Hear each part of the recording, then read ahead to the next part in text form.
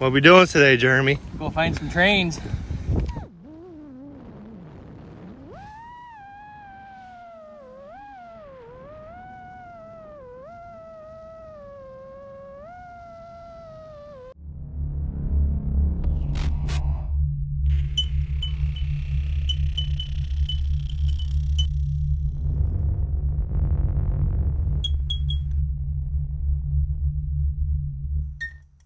What's up, guys?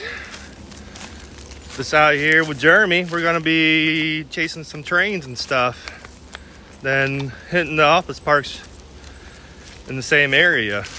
Jeremy's never been here before, so you know that's always what makes it exciting.